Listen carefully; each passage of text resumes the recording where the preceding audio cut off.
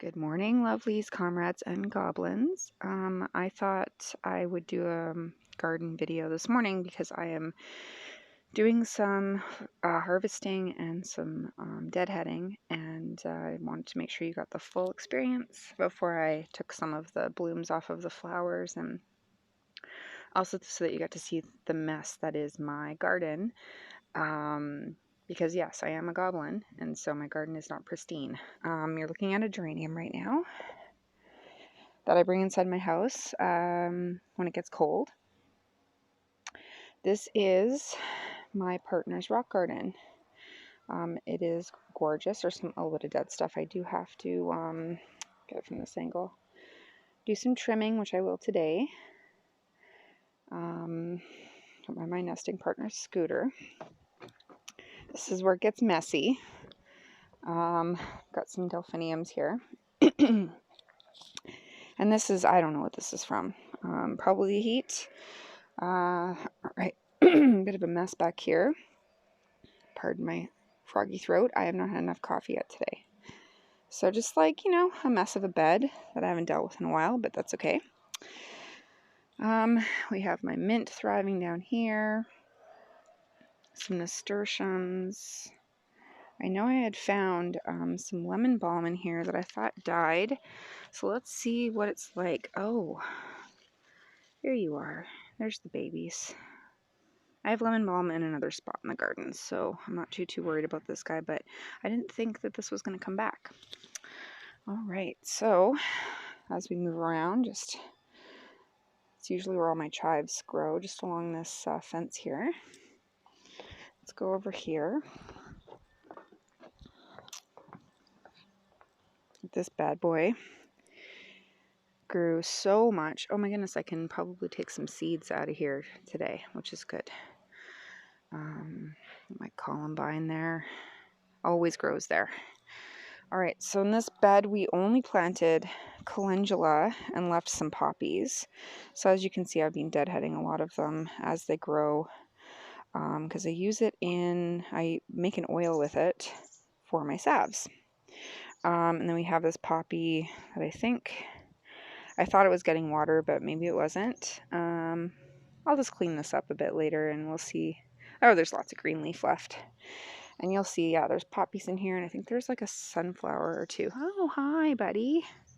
Daddy long legs. All right. This magnolias that, marigolds that self-seeded from last year, and then one that we grew from seed, and I just love them. They deter pests. I'm sorry about the noise in the background. They're obviously still doing construction in front of my house. Got some flax in this one. Lots of different kinds. I think there was yellow flowers, red flowers, purple, and then there's the blue, predominantly what I grow. I think there's some over here too. I'll show you this bed before I go over to the other side. So these beauties were here when I moved in, and they've grown pretty big.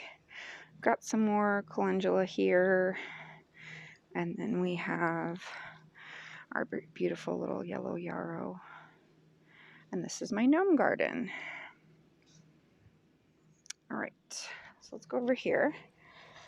Tim built this bench.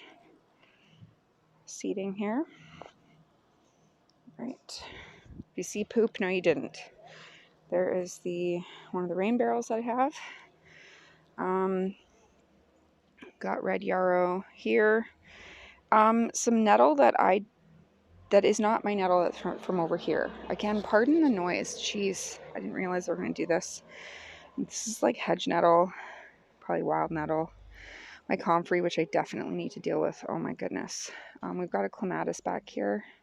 And obviously my comfrey is just trying to take it over. So I will be cutting back the comfrey a lot today. But this comfrey was this clematis was just tiny when we planted it. No taller than that stick. So that's exciting. We wanted to just cover this wall, kind of keep the house cooler in the summer. Oh, we have some daisies here, self-seeded. Nettle that I definitely need to cut back. I have made many batches of tincture this season already, so this will all go into compost. All right, we have some sad white yarrow here. Some chamomile, and in the background snapdragons, and what it looks like it to be more nettle. Just nettle is taking over because it is a weed. All right, this is my lemon balm, and I got this from Isis from Tender Living Farms, and when I planted it, it was so sad, and now it's happy. More snapdragons back here. They're so gorgeous. They do look like they're going to die a little after you plant them, and then they just keep blooming all summer, which is exciting. This one's a little sad, but I might deadhead that one, see how it goes. We got some pansies that we planted in here at the start of the season, and they just are blooming so well. And I got a flower press, and I'm going to press a lot of these because they press really, really well, and they're so beautiful. And then we just have some wild dill here. It grows wild because I think the birds poop out the seeds, and I just allow it to happen because, why not? This is my wild garden. And then we have another, I don't know if you can see it, clematis here. It's the white clematis. It is growing. It's just not growing as fast as the purple. I don't know why, but I've been giving it some extra love this past couple weeks because it's been so hot. We have another calendula. Why not? I can always use with more blooms. And then we have the majestic mugwort. I have cut it down already, but it's already grown a lot since I've cut it. It's awesome. I use this for my anointing oil, and I make a tincture with it. So it's cool that I can get it from my own garden. And then we just have the rogue poppies here. Lots and lots of poppies because I just let them self-seed.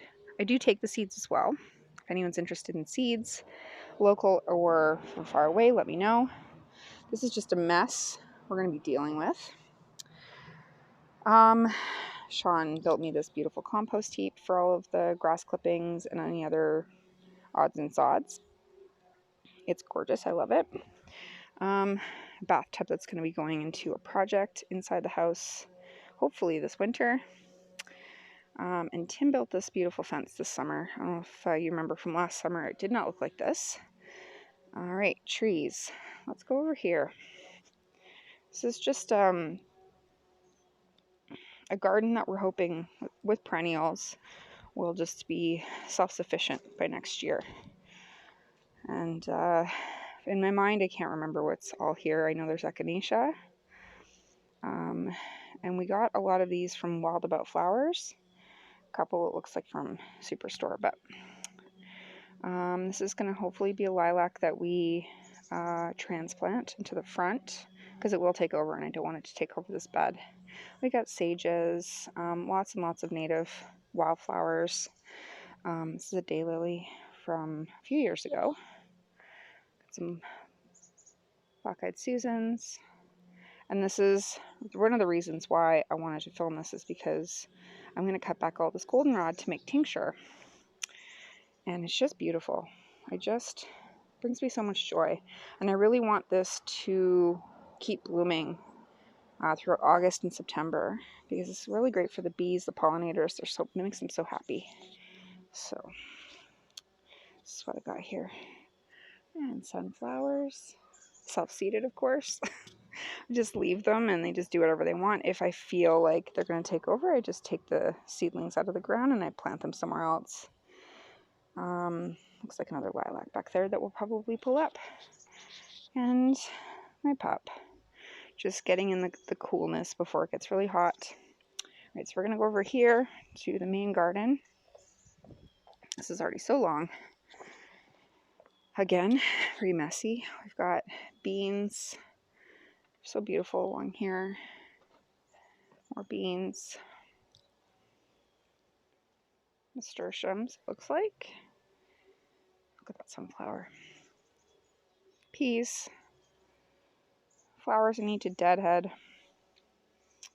And the sweet peas with all the beautiful colors. It's really hard to get that magenta. It looks red, but it is this beautiful magenta color. Why is it not focusing? I apologize. Let's zoom out. purples and pinks, making the bees happy. This gorgeous purple color. We've got like sages and cottonopsis in here. These pots. There's my pineapple sage I put in my summer wine. Tried to do potatoes here, didn't work, but they are working here. Not working there. That's okay. Sometimes that happens. All right, so let's go into the garden. The grass is dry because I refuse to waste water on it. And I don't care about grass. You're not coming in here, boo-boo. No, no, no, no. Hey, hey, hey, hey. I think there's a cat that's been hanging out in here, so she's... Come on. Out you go, please. I guess she's not going to come out. What's she doing? You smell a kitty cat? Come here, peace. Violet, come here. Come on. Ouch, please. Out you go. Raspberries are going to poke me. Out you go. There's not a lot in here. Come on, out you go. Thank you. Bye. I know, you smell a kitty cat. No. All right. So, you in jail? Too bad. Excuse me. So, as you can see, the beans just go up there. And we have carrots and excuse my froggy throat. Carrots and beets. More beets. More carrots. This giant sunflower. So beautiful. Oh my goodness. As you can see, the beans are just crawling over this little makeshift fence that Sean made. Got a lot of beets and carrots in here because we are making an allotment plot. So whatever we have left over, we give to the Calgary Free Fridge. If you ever have too much stuff, I highly recommend dropping it off there, or even thinking about making an allotment plot for your garden every year. Even if it's just a tiny space, they can always use it. This is my overgrown raspberry. We didn't think it was going to grow this abundant, so I'll probably put raspberries in there too. And then back here, closer to the fall, we are going to clear this all out and put Saskatoon berries because I like them a lot better than raspberries. And as you can see, the sunflowers are just bonkers. These are Russian sunflowers, so they have multiple flower heads, not just the one. As you can see, it's going to happen up there as well. So that's exciting. And these are all tomatoes. And we've put marigolds in here to keep the pests away. I think it's mostly white moths. I don't know what other pests we have usually in our gardens. So, but it does keep them away because these are looking pretty good, as you can see. Smells so good over here too. This is all tobacco. Again, it was just an experiment because Isis gave us some seedlings and they are growing so beautifully. If anyone needs tobacco, please let me know because I wouldn't use it. More wild dill. Excuse me. And some of this just didn't really take this year, and that's okay. We did do some transplants because there was too many beets in this one. But we'll know for next year. And then back here again is just like more of this kind of like windbreak, and I don't know so much of the sunbreak, but it just makes the bees so happy. There are so many in there right now. And then Sean built me this archway. Just fun. More sunflowers. We've got over here, we've got zucchinis. Let's see if any of them are ready. Doesn't look like it yet, which is weird because last year we had so many. I just didn't want that many plants this year because you can't give those away. I think there's one in there that might be ready. And this is all nasturtium here that's climbing. I love nasturtium so much. Again, helps with pests, but also delicious to eat in salads. It's very peppery. And you can also dehydrate it, put it into salt. It's a really nice seasoning. This is all potato, every bit of it. So what we have here is we have lots of parsley that self-seeded from last year. Lots of beets. Yeah, lots of beets. Just a heck of a lot of beets. There'll be a lot of borscht that I make this year, and for, friends, family, community, and and also for the free fridge. And as you can see, again, we have lots of marigolds. Oh yeah, there is some carrots in there as well, but I'll go around. As you can see in the sunlight, the sweet peas are gorgeous.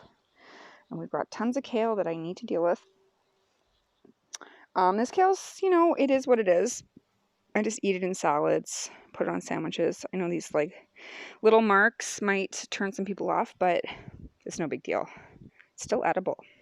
And my dog loves the stems. I give her the stems. All right, so in this one was kind of like a little bit of a mix. We did not know what was going to happen here. Usually I put my poisonous plants in here, but I just didn't want to do that this year. I didn't have the energy. So more pansies and lots of calendula, and then this wild dill. And then, yeah, again, I'm just going to press a ton of flowers. It's going to be exciting. So we have lovage in this that just continued from last year, shockingly enough. So we've just left it. This is really tasty on eggs. We have more kale here. I think I want to grow more of this. Oh, what are you doing in there? Get out. This is the curly kale, and this is great for freezing. So I will probably do a lot more of this next year. And the pests didn't really get at it, so that's cool. And then more of this dino kale, which has done really well. And then we have lots of poppies I need to pull. And more peas just in the back there. This beautiful poppy. These blooms are just so gorgeous. I wish I could pick them and throw them into a vase, but they don't last. They last like a day. So I try to enjoy them when they bloom, and they're just blooming all summer, which is cool.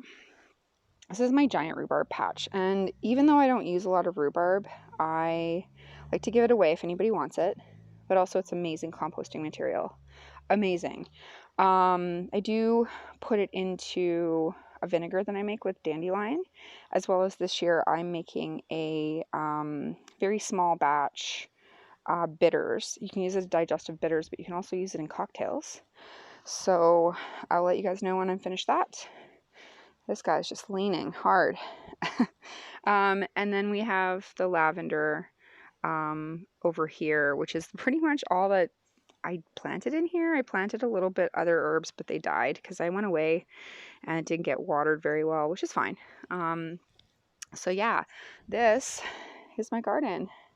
If you have any questions for me, let me know. And if you want seeds, I got lots of seeds. Look at all of that. It's gorgeous. I can't wait to harvest. So yeah, hopefully you enjoy your beautiful day and stay cool. Love you.